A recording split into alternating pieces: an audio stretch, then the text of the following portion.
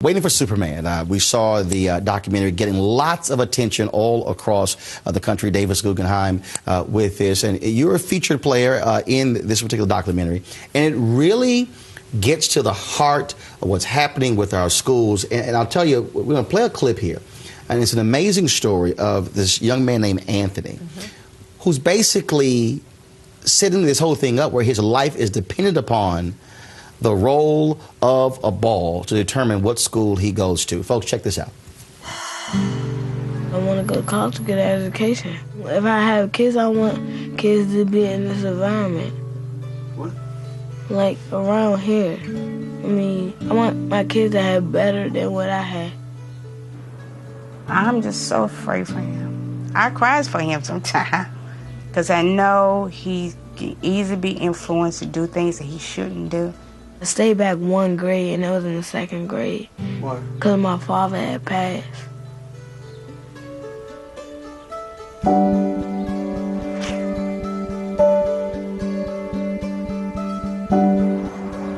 Next year, Anthony's class will move up to junior high. Most will go to John Philip Sousa, which the Washington Post called an academic sinkhole. If Anthony goes to Sousa, odds are he will enter high school 3 to 5 grade levels behind. Anthony's class visits the Seed School, the first urban public boarding school in the country. To come to Seed, geography and luck, that's it. You have to live in the district, you have to pull out a bingo ball, call your number. It's bittersweet to me. If I get in, they give me a better chance in life. But if I don't, I just be with my friends. You see the cages up here. It's a random selection. You all have your numbers, right? Let's get started.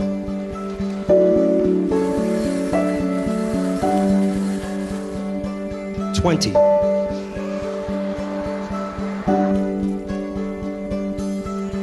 $10.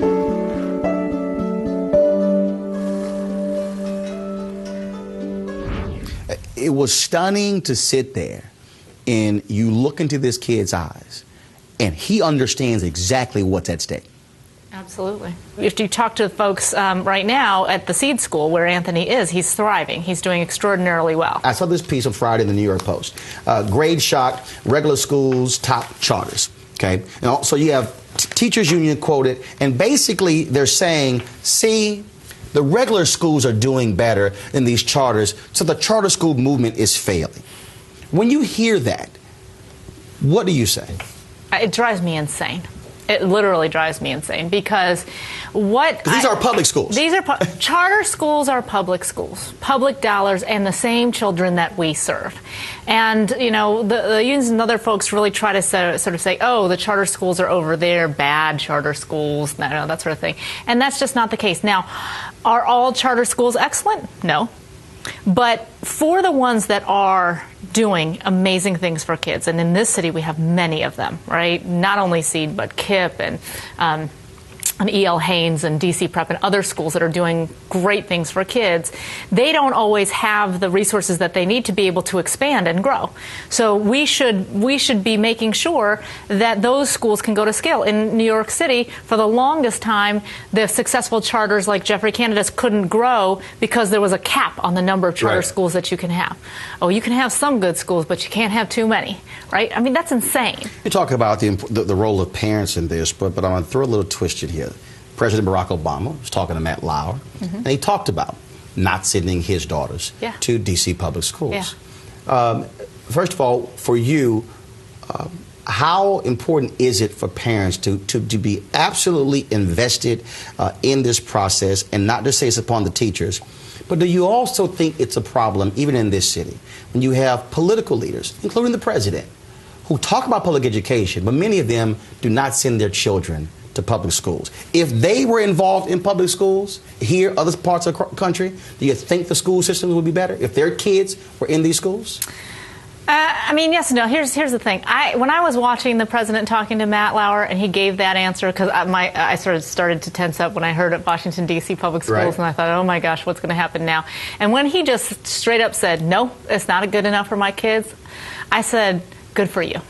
He was being honest. He wasn't giving a political answer and that sort of thing. He was just being honest and saying, no, they are not good enough. Now, he said, yes, they're making progress. It's so good. You know, it's so good that they're coming along, but it's still not good enough for my kids. That's an important thing for people to realize, is that right now, again, going back to always wanting to talk about the good things, we have to face the reality that for many, if not most, of the parents in Washington, D.C. today, the quality of education that we're providing is not good enough for their children. And that is what gives us the burning platform for more. And so I don't want people like the president or anyone else to send their kids to DCPS if they think that they're not going to get the best education possible there. I want them to continue to make the choices that they should. But I also want choice not to be reserved for those who can afford it. Right. I want choice to be available to all families. And I'm glad you mentioned choice. And when I was on Air Force One with the president last year, we discussed education, and I made it clear to him then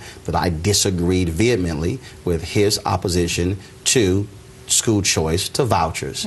Do you believe that it was still a mistake by the president and Secretary of Education Arne Duncan, and basically following the lead of Dick Durbin, senator from Illinois, to get rid of the vouchers that were established for D.C. students? Do you believe that vouchers should be a part of the overall education conversation and not simply be thrown out because people say, well, if all can't go, then some can't go? So I look at everything from the vantage point of a mother, too, because I have two kids who are in D.C. public schools. And here's how I see it. When a mother from Anacostia comes to me, and she's done everything right, she said, I looked at my neighborhood school, the results are not good.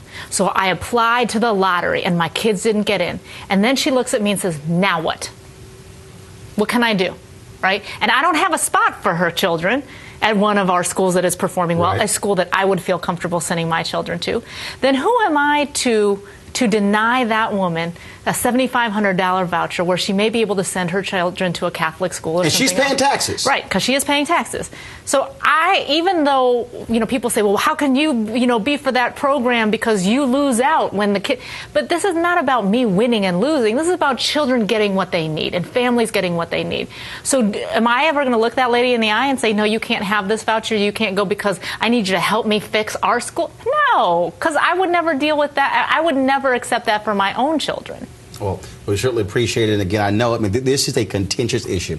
And a lot of people are saying, oh, horrible job, needs to go away. But I think at the end of the day, you have to go back to the most important thing.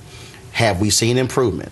Are kids learning? Are they getting better? Are administrators and teachers, are they more personally invested? And are we removing obstacles from educating kids? That, to me, I think is the most important thing. Absolutely.